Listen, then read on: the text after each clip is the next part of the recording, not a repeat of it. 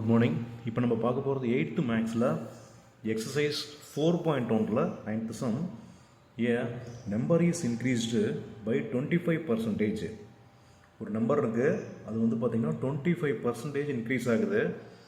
And then decreased by 20%. அது மறுபடியும் என்ன ஆகுது, 20% டிக்ரீஸ் ஆகுது. Find the percentage change in that number. அப்போ என்ன பர்சன்டேஜுக்கு அந்த நம்பர் மாறி இருக்கும்னு கேட்டிருக்கான். கேள்வி நல்லா தெளிவாக படிச்சுக்கோங்க. சொல்யூஷன் போட்டுக்கோ.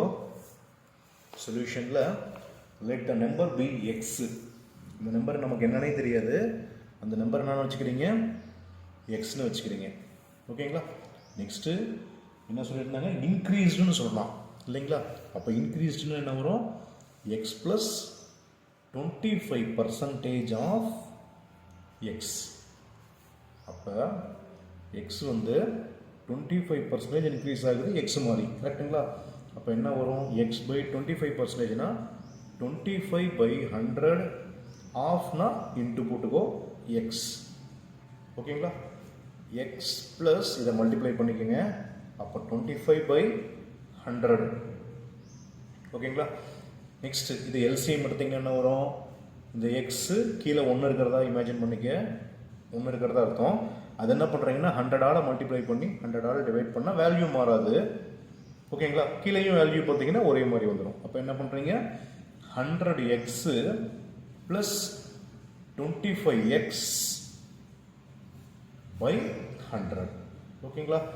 இப்போ நெக்ஸ்ட் ஸ்டெப் பார்த்தீங்கன்னா இந்த 100ம் 25ம் நம்ம ப்ளஸ் பண்ண என்ன சார் கிடைக்கும் அப்படின்னா, எவ்வளோ கிடைக்கும், 125x பை 100. ஓகேங்களா? இப்போ நெக்ஸ்ட் என்ன சொல்கிறாங்க அப்படின்னா, டிக்ரீஸ்டு பை எவ்வளோ ஆகுது, 20%. Decreased by 20%. அப்போ என்ன வரும் அப்படின்னா, இந்த வேல்யூவில் இருந்து தானே டிக்ரீஸ் ஆகுது. அப்போ என்ன வரும், 125x by 100 minus 20% of 125x by 100. ஓகேங்களா? அப்போ நெக்ஸ்ட் ஸ்டெப் பார்த்தீங்கன்னா என்ன ஆகுது, 125x பை 100 மைனஸ் 20% சொல்கிறாங்களா? அப்போ என்ன வரும், 20/100 ஆஃப்னா இன்ட்டு 125x பை 100. கரெக்டுங்களா? ஓகே. நெக்ஸ்ட் ஸ்டெப் என்ன பண்ணுறோம் அப்படின்னா, இந்த 125 காமனாக உள்ள எடுத்துக்கோங்க. இங்கேயும் ஒரு 125 இருக்குது, இங்கேயும் ஒரு 125 இருக்குது இல்லைங்களா? 125 காமனாக வெளியே எடுத்தால் 125x பை 100 ப்ராக்கெட்டில் என்ன வரும், இந்த இடத்துல 1 மைனஸ் இங்கே என்ன வரும் அப்படின்னா 20/100. Okay. Next step 125x by 100. இதுக்கு என்ன பண்ணுறீங்க, எல்சிஎம் எடுக்கணுமா? அப்போ என்ன வரும், 100 மைனஸ் 20/100. ஓகேங்களா? நெக்ஸ்ட் ஸ்டெப் பார்த்தீங்கன்னா 125x பை 100. 100ல் 20 போயிடுச்சுன்னா 80/100. கரெக்டுங்களா?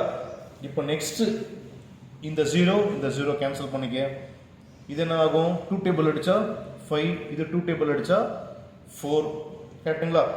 நெக்ஸ்ட்டு இது பார்த்தீங்கன்னா 4 டைம்ஸ் 25 வந்து 100. இது வந்து 5 டைம்ஸ் ஆகும். ரைட்டுங்களா? இந்த 5 கேன்சல் பண்ணிக்க, இந்த 4 கேன்சல் பண்ணிக்க. இப்போ ரிமைனிங் என்ன மட்டும்தான் இருக்கும், எக்ஸ் மட்டும்தான் இருக்கும். ஓகேங்களா? இப்போ ஃபைனலாக என்ன சார் கேட்குறான் அப்படின்னா, பர்சன்டேஜ் சேஞ்ச் என்னன்னு கேட்டிருக்கான். எவ்வளோ பர்சன்டேஜ் வந்து சேஞ்ச் ஆகிருக்குன்னு கேட்டிருக்கானா? அப்போ என்ன வரும் அப்படின்னா, final value minus initial value divided by initial value.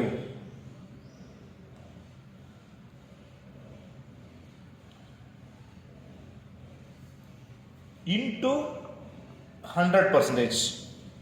into 100%. ஓகேங்களா? அப்போ என்ன வரும், ஃபைனல் வேல்யூ என்ன கிடைச்சிருக்கு, எக்ஸ். இனிஷியல் வேல்யூ நம்ம என்ன வச்சிருக்கோம் அப்படின்னா எக்ஸ் தான் வச்சிருக்கோம். ரைட்டுங்களா? அதே போல் இனிஷியல் வேல்யூ எக்ஸ் இன்ட்டு 100%. அப்போ எக்ஸ் மைனஸ் எக்ஸ் என்ன தான் வரும், 0. therefore 0%.